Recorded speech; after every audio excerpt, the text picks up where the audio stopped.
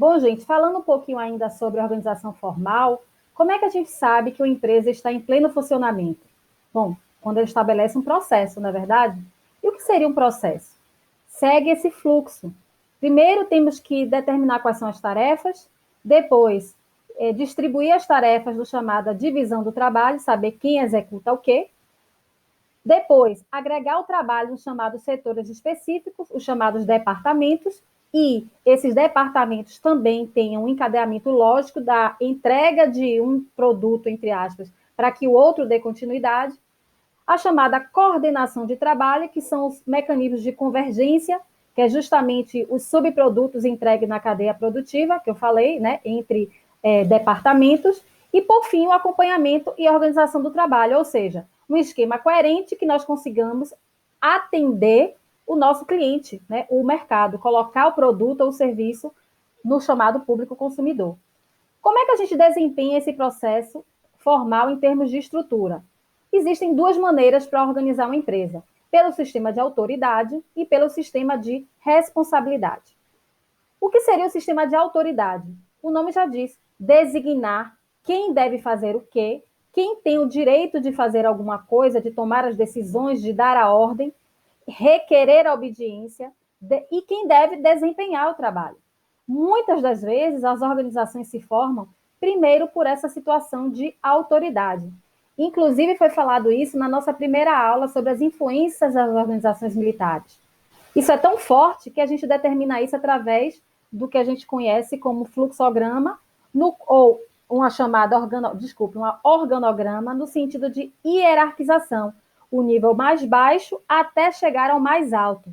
O fluxograma, na verdade, determina a forma como você processualiza o organograma. Como eu vou conseguir sair da função mais baixa operacional para a função mais alta, que são as altas gerências.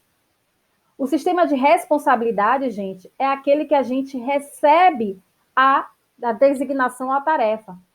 Nós temos responsabilidade sobre determinadas atividades, seja através da chamado contrato, seja através de um processo contínuo. Se a gente está no organograma e a gente está dentro de uma organização de departamento, nós sabemos que em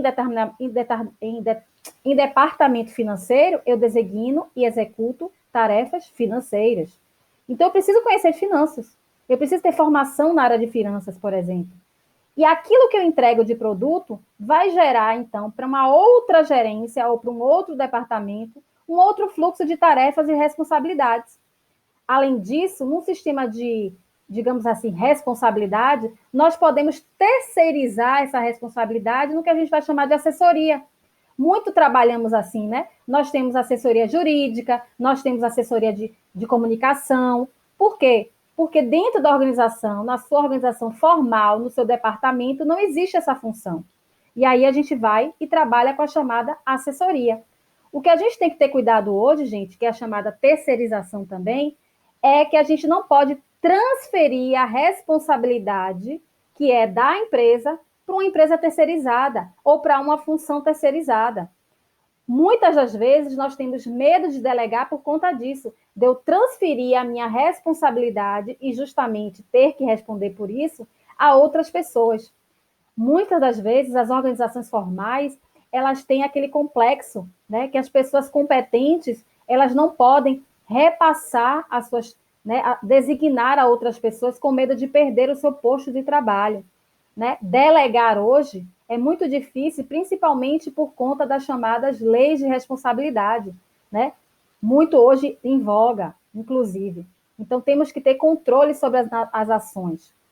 Além disso, os chamados departamentos, eles podem ser e surgir por função, por áreas geográficas, por produto, por clientela e por processo. Areza, o que é um departamento? Um departamento, gente, é uma unidade composta por grupos com funções relacionadas. Cada grupo tem um chefe e cada chefe tem uma autoridade sobre esse grupo. Então, dentro das organizações, nós podemos dividir as tarefas, as funções e justamente também as autoridades, que é o que a gente vai chamar de departamentalização. Até mais!